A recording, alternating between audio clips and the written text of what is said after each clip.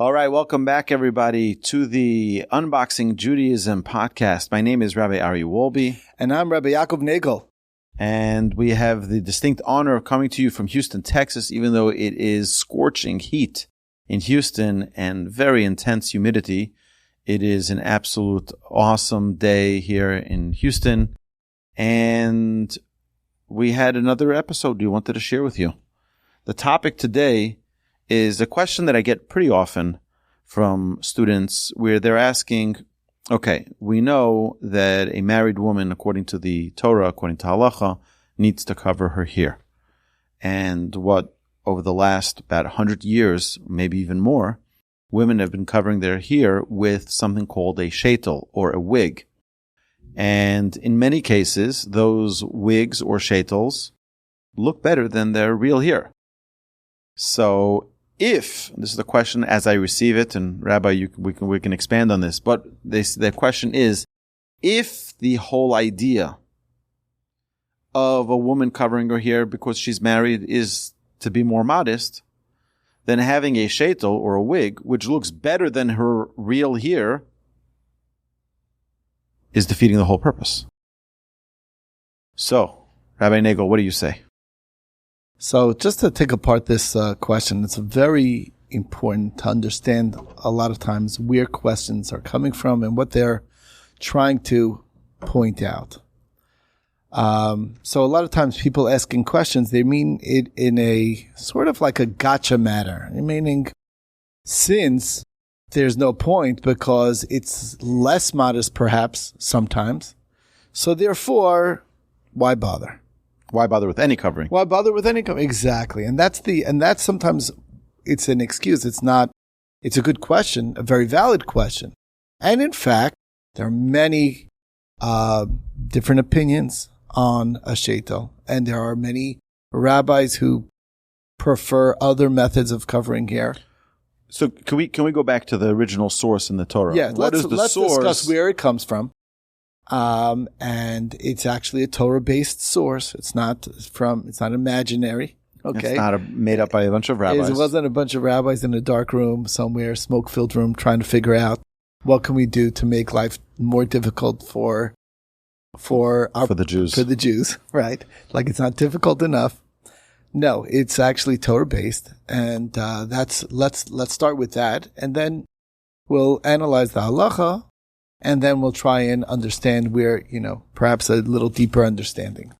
So I believe the source is in the book of Numbers, when the Torah talks about, at the end of Parshas Naso, when it talks about the woman who is accused by her husband of being an adulterous woman. So it says in chapter 5, verse 18, and the koel shall stand the woman before Hashem, before the court, and he shall uncover the head of the woman, and he shall put upon her palms the meal offering of remembrance, a meal offering of jealousies. So if you're following right, what it's talking about, so this is a woman who was accused of having an adulterous affair with someone other than her husband. And it was more than just an accusation. The husband warned her not to be with that particular man because he already had a suspicion. And then she directly went and secluded herself alone with that other man. And then there was this process to sort of determine whether indeed she was guilty or not, because nobody knows what happened behind the closed doors. And part of the process is that she undergoes this denigration of having her hair uncovered, which right away tells you that it is the normal behavior of married women to have their hair covered as part of a sign that they're married and that they're attached to a particular man. And this is sort of the punishment for having done something to breach that bond between husband and wife.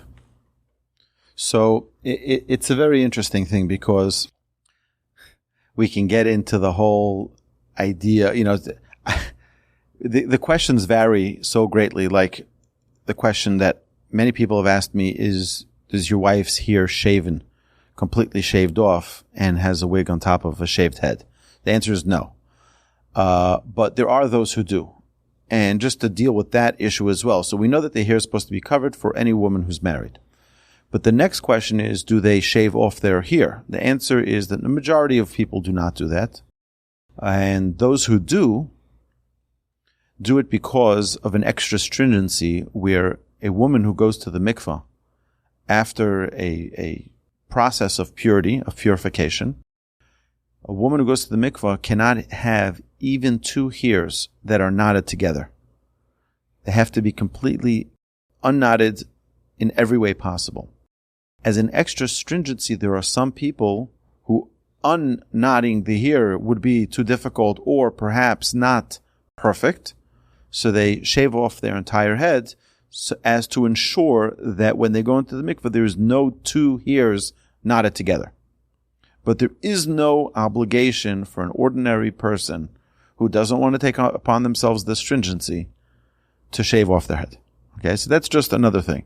So a typical married woman will have her hair and cover it and only reveal that hair in front of her husband. So there you go. Okay.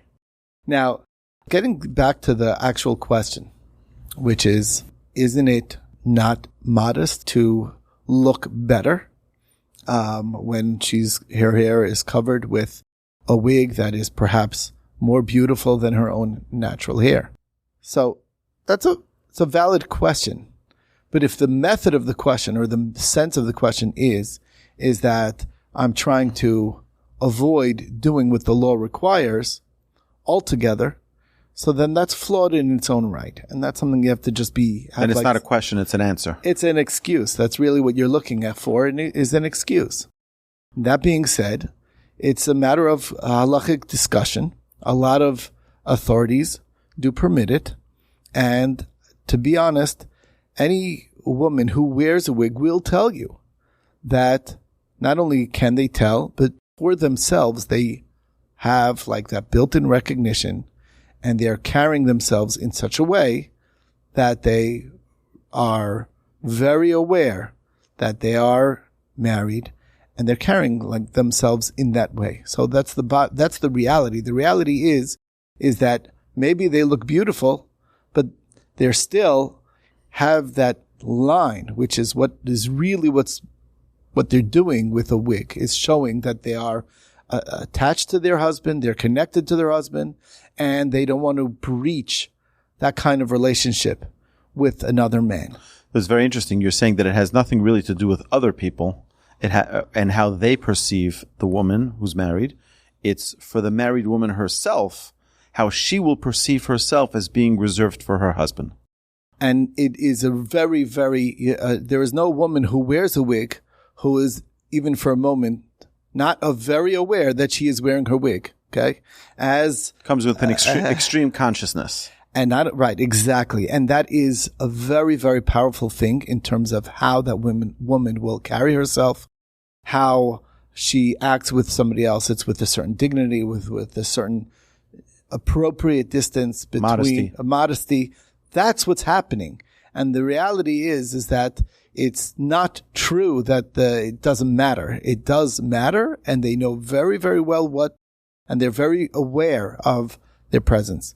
It's not the duty of anyone to appear as ugly. That's not a requirement. That's not the Jewish belief. You want to be a beautiful person inside and out, but it's a matter of feeling that sense of, I have a bond with my husband, and that's what it's about. And that bond is very manifest and very felt and acted upon when they are following the law. So between me and you, that's the idea, that it really does work, honestly. And the behavior is by definition going to be different. And that's why the question is not true. Doesn't work. It's not true that there is no difference. There is a very big difference. I think like this is that one of the important pieces that people need to understand is that The Torah wants us not only to be beautiful and to feel good about ourselves, the Torah wants us to appreciate our own uniqueness and our relationships. Meaning we have to create a barrier from there just being this open, casual conversation between a married woman and a man who she's not married to. And that's one of those things is here. Here's a very attractive component of a woman and can draw attention, can draw an attraction. And that's specifically the area where Hashem tells us in his Torah, that part should be reserved just for your spouse. And when a woman is married and has this recognition, this consciousness of her reserved status for her husband by having her hair covered, this will hopefully serve as an extra protective measure between her, God forbid, falling into a trap or in an unwanted relationship. And it's important to point out, and this is something that people sometimes also make a mistake. They are very careful about covering their hair, but in terms of the rest of, they can have that contradiction. The idea is not to be attracting attention in immodest clothing either. It's a whole picture of carrying yourself in a modest, very dignified way. That's part of the story. It's not just hair covering. It's the full picture of someone who is dignified, who is carrying themselves in that manner, is a queen. And just like that's the view of Judaism of the Jewish woman is they're a princess, they're a queen, and just like they're noble, and just like it's self-evident that a queen carries herself with the most dignity and carries herself in a very appropriate manner and is not very revealing. That's exactly what Judaism requires and expects of their noble women that are part of Judaism. The rabbis didn't make up the rules, and the rabbis don't want to make our lives miserable. Everything in Judaism is structured in a way to maximize our connection with ourselves, with our spouse, with the Almighty, creator of heaven and earth, and to bring out the absolute best in every single person and in every single relationship. So I just feel that it's a very important thing. Let's say, I just want to point out like this. Let's say there are opinions that do feel that a hair covering that's very attractive may be inappropriate. And it's an opinion, and it's definitely, there are authorities that feel that way, and understandably so. And according to that, those opinions, they don't approve of women wearing wigs. Exactly, and they want other forms of hair covering, they wear what we call a tichel in Yiddish. I don't know what the English word is. A scarf. In Hebrew, it's mitpachat. Mitpachat. It's like a scarf that many women wear. If you look in Israel, it's a lot more common. And I just want to point out, it's just a very important thing. A lot of times people feel, well, I can't do the ultimate, most religious way because that's way too much for me. And therefore they drop everything. And I think that's a terrible mistake. And that it's not only, this is just a great example of that type of error, of way of thinking. You know, they say that one of the biggest mistakes Jews make about Judaism is that they think that it's all or nothing. And that's not true. You know what? I had someone once tell me, he says, Rabbi, who am I kidding? I'm going to wear a yarmulke when I come to synagogue, when I go eat non-kosher food. Like, who am I kidding? Like, it's like, it all has to be 100% or nothing. And that's not true. Everything that we can do, every step that a person can take is critically important to their growth and to their connection with the Almighty. So if a person says, oh, well, I didn't pray with the greatest intention, so therefore, I'm dropping it all. I'm dropping it all. No, that's not the way it works. Definitely a person should not think so. If a person says, well, I didn't wear tefillin for the first 30 years of my life, so then I forget about it. It's too late. It's too late. It's a lost cause. There's no such thing. There's no such thing. Every mitzvah brings our bond with the Almighty closer and closer. Right. And it's so important to think about in terms of, let's talk about in terms of a relationship. I think it's just a very good way to understand. If you have a spousal relationship and you know that there's certain things that annoys your spouse and it annoys them to no end, does that mean that you should do, and it's very hard for you to change that? It's just very difficult. It's something that's part and parcel of you or whatever it is. Does that mean you should give up? Does that mean that you shouldn't bother at all? Of course not. Yeah, that's a difficult thing. That's something that your spouse is going to work on, that you're going to work on. Maybe sometimes you'll be more successful. Maybe you'll be a little less successful. But that's no reason to give up just because you can't be perfect in every which way. It's foolish to think that we can be perfect in every way. It's foolish to expect of ourselves that we will always be perfect in every way. But the effort and whatever you can do, whatever you're in the level of being able to do, that's so much appreciated. That will be appreciated by somebody you have a strong relationship with. And even when you fail sometimes, but you're successful other times, that's also going to be appreciated. It's not a zero-sum game. That's so important. And I think that what's really behind this question is people feel that since it's too difficult, the entire thing, they give it up completely. And that, to me, modesty works that way as well as all the areas of the Torah. To the extent that you can be a little bit more modest, it's a different level. It's a world of a difference. It means so much more. So, we've had the incredible privilege of having so many people come to our house for Shabbos over the years that have come, and so many people have commented. They say, we pulled up here on Shabbos in our car, and we look and we see the women are so beautiful. The men everyone looks so regal. The children are dressed so refined. Like, how is this that all beautiful people live here? I said, you don't understand. There is a special beauty that comes with being private. There's an intrigue. There's an attraction that comes with being private. The world thinks out there that the more revealed someone is, the more attractive it will become. It's quite the opposite. It's the more someone is more modest, they become more attractive, they become more refined, they become more regal. It's like someone was saying to me, when the king was coronated just recently in England, so he said that all the women looked like they were Orthodox women because they were all covering their elbows, they were all wearing skirts that were covering their knees, and they looked like they were Orthodox Jews, but they weren't. That's royalty. That's what they look like, and that's what we look like, because we are royalty. And that's what we need to constantly aspire to feel like we are worthy of being royalty. We are the children of Hashem, and Hashem wants us to walk around in a dignified manner. Just once we're on the topic, it's this dignity is not only manifest in dress.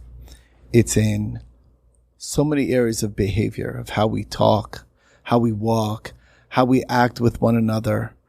That dignity is so beautiful. It's something that when you see it, like you said, your guests notice it. It's something that stands out in such a positive, inspiring way, and that's really what it is. It's the full picture when you think about it, and it's so it's noticeable. I don't want to say that it's more attractive. There's no cheapening. You don't want to cheapen a human being. Is such a great creation of Hashem. Why cheapen yourself by removing the garb? On the contrary, use the garb as an opportunity to become more dignified. Anyway, beautiful. Okay. All right. Thank you very much, my dear friends. If you have any questions, please reach out to us at podcast@torchweb.org. I look forward to hearing from you. Rabbi Nagel looks forward to hearing from you. And we look forward to addressing your questions in future episodes. My dear friends, till next time. Amazing. Thank you so much.